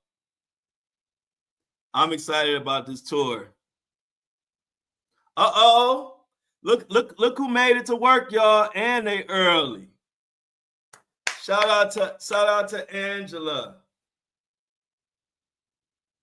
Oh, I uploaded it, Mini-Me. Thanks. I uploaded it. I told you when I went back, I said, uh-oh, it's ready to go. I uploaded it and we all ready to go. But appreciate you, Mini-Me. And I like it. Me too. So yeah, this tour is about to be awesome.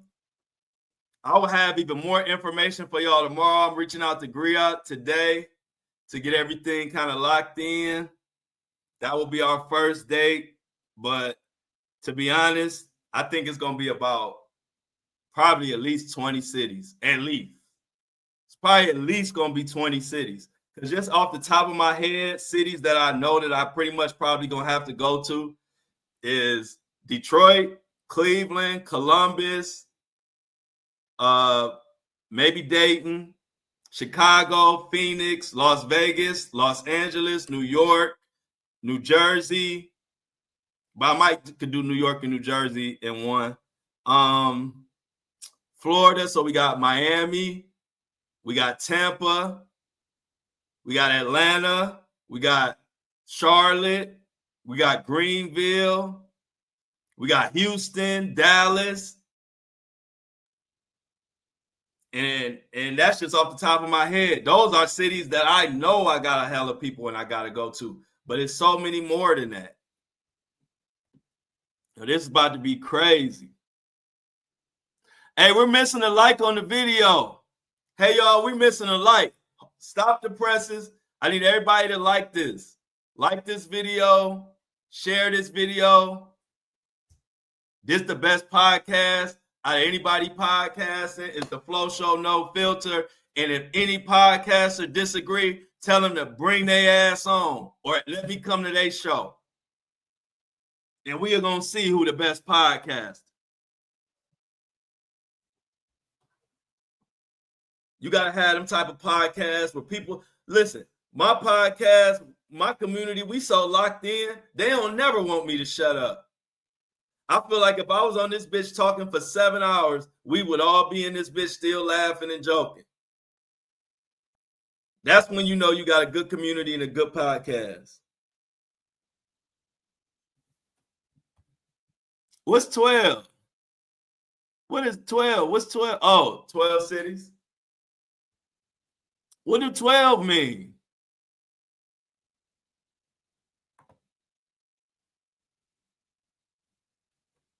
But yeah, let's come on, y'all. Let's like it, share it. But y'all, we have found Oh, okay. Oh, yeah. Put a 12 if you like the video. Okay, if you ain't liked it, then you don't need to be putting no 12. Let's get to liking it. We are the #1 podcast, but if y'all don't realize, if we did 100,000 downloads in 4 months, imagine where we will be at a year from now, 2 years from now. But by the end of this year, we're going to be a household name in the podcast world. I'm going to tell you that now. And anybody who think they don't, and guess what? Hold on. Let me tell you something else about that. Hey, look. All the likes is in there now. Thank you. Hey, look, one thing about it, we did 100,000 downloads. No famous interviews, no famous cosign, no help from nobody, no nothing, no even no sponsors, no big sponsor money, no promotion.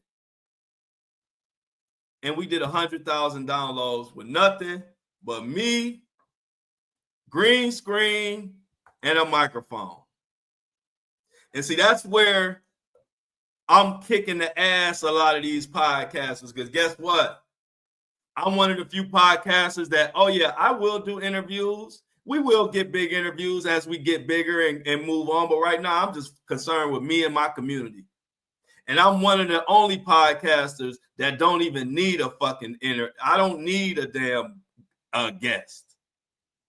Just give me the microphone. I got us. I don't need no famous people. I don't need none of that. I just need me and my community, and we rocking out. And that's the biggest and most important part of the whole thing. We got 100,000 downloads without no cosigns, without no interviews, without no help. Just good info, good spirit, and good people coming together. That's most of the time people feel like that can't win, and we proving them wrong. You don't have to be messy and toxic and causing division to be successful. Ain't no division caused on this podcast. We just talking real facts about what's really going on and loving each other. This whole movement has been led with love. And that's the difference. I've been telling my followers and supporters that I love them from day one. And it ain't stopped. I'm always let them know. Even when I have to tell them some shit I don't want to say, I still love everybody who support this movement. Every single last one of y'all. Even if I don't like some shit y'all say sometimes. Because I look at it like this. I'm sure y'all don't like some shit I say sometimes. That's family. That's real family. We don't fall out because I'm mad at you for something you said, or you mad at me because of something I said. We don't fall out. We acknowledge it and we keep it moving. And we're going to keep doing it. So imagine by the end of this year where we're going to be at as a community. So let's just keep pushing. Let's keep that security up. Hey, all you got to do is Google me, Andy. Just Google me. You could Google my name and you'll find out more than I could even tell you about who I am. Just Google my name. Yep, 1 million is next. We coming for Rogan ass. We coming for Rogan. We coming for Club Shay Shay. We coming for Tucker Carlson. Whoever the top dogs in this podcast world, we coming for them. See, because I'm the first podcaster that I don't even need no guests to get my numbers. I ain't had one guest. And we tearing their ass up. I am the talent. I interview my own self.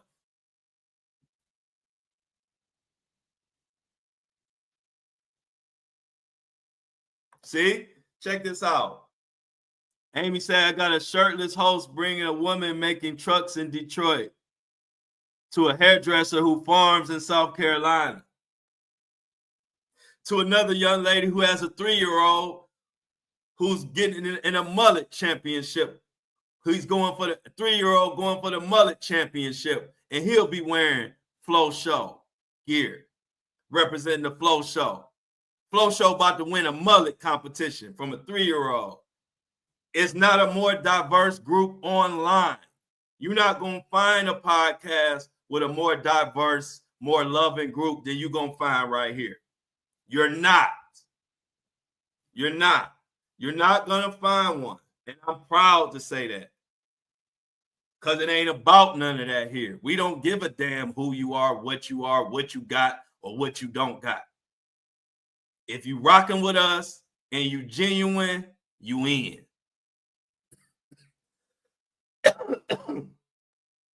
You ain't got to be perfect. All you got to be is real. And that is what my motto is on everything I approach. And that's just my winning formula. I don't have to be perfect. All I have to be is real. See, I don't have to be a perfect podcaster. All I have to be is the most real podcaster. I don't have to be a perfect content creator. I just have to be the realest realest content creator. So my goal is never to be perfect. My goal is never to be the just no flaw. That's not my goal. Never. My goal is always to be the most authentic in whatever I do. And that is the secret. See, while they're trying to be better than me, I'm just trying to be more organic, more authentic than them. And so while they're competing and trying to find perfection and trying to be perfect, they losing to me because I'm not trying to be perfect. I'm not wasting energy trying to be perfect. Perfect is unattainable. But you could be real. You could be organic. You could be yourself. And ain't nothing more.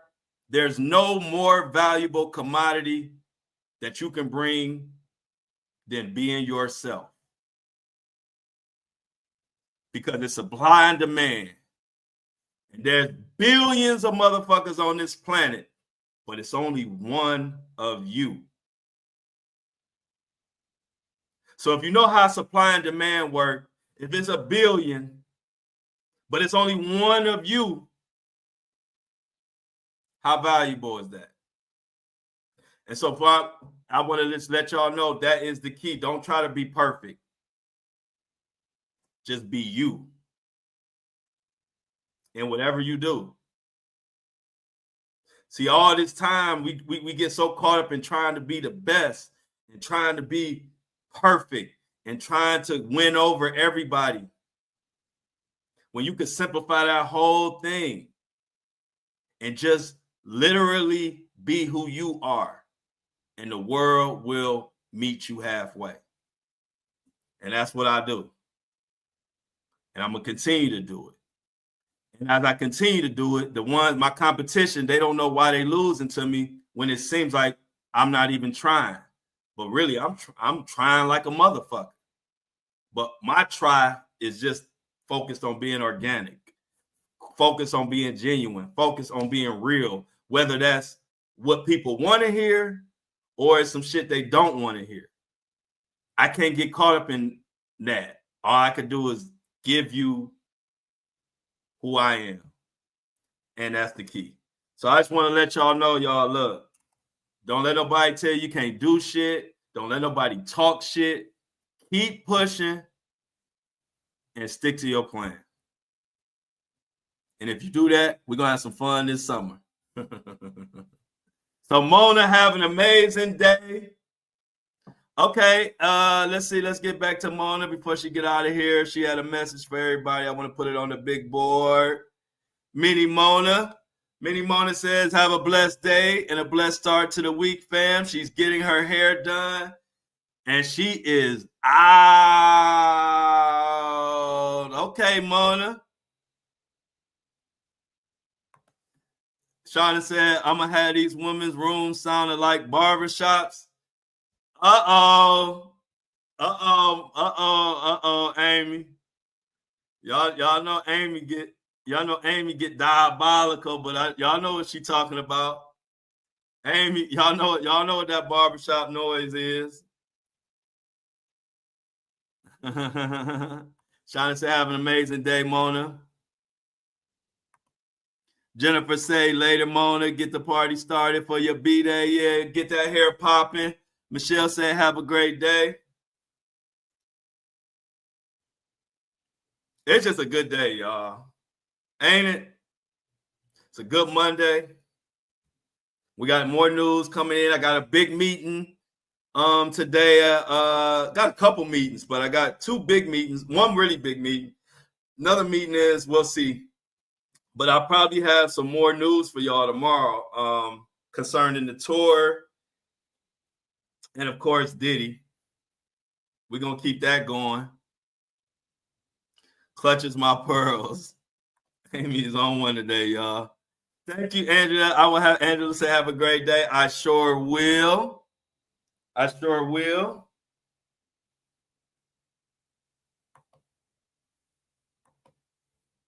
I sure will. Everybody, have a good one yourself. Looks like we got all the likes. Everybody's accounted for.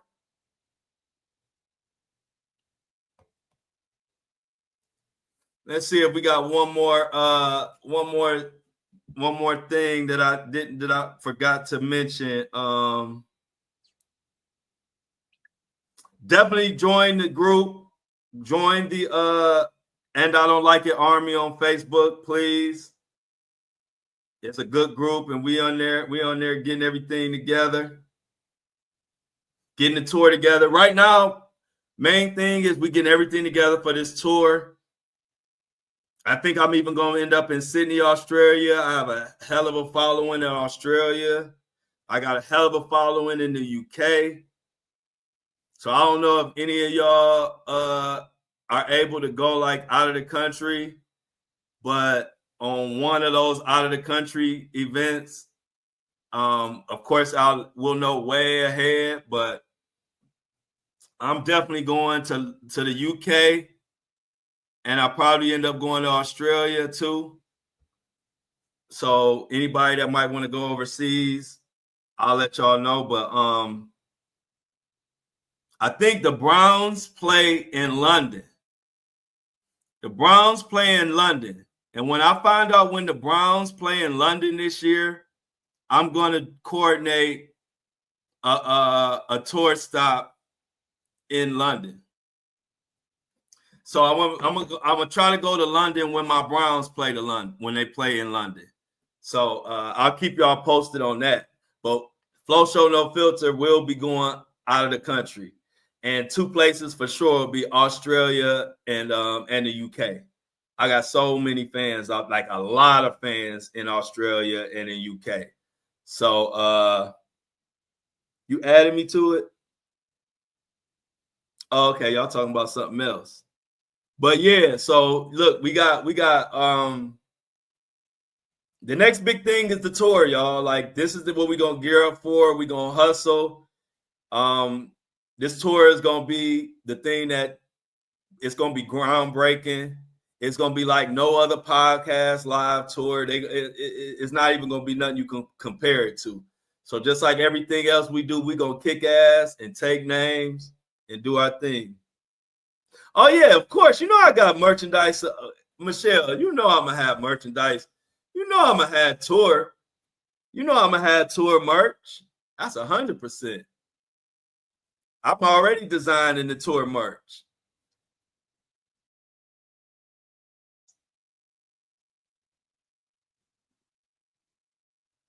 Yeah, I know. Yeah, we won't know until, that's why I said when I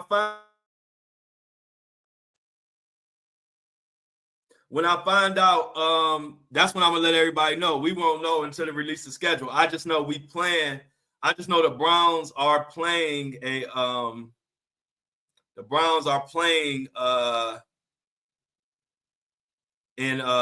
London. like I said, but like you said, see, we don't know yet. Oh yeah, for sure. Yep. We definitely gonna have the backdrop, all of that. And see, so y'all know, definitely give me all the ideas, but y'all know the reason why I kind of know about the merch and the touring. You remember, I was an artist and I went on tours and I did all of this. And normally I'd set up everything myself, even when I was a kid. So I got a lot of experience in touring and merch and all of that. So I basically do everything that we did in music. Like we went on tour, we had merch, we had the backdrops, we had promo items, all of that. So I kind of just take what I learned in music as far as promoting and marketing, and I use it in the podcast world. So definitely, Jennifer, we're gonna have the backdrop, we're gonna have the merchandise, all the tour merch. That's a lot of this stuff that we're talking about is what I got meetings for today with people.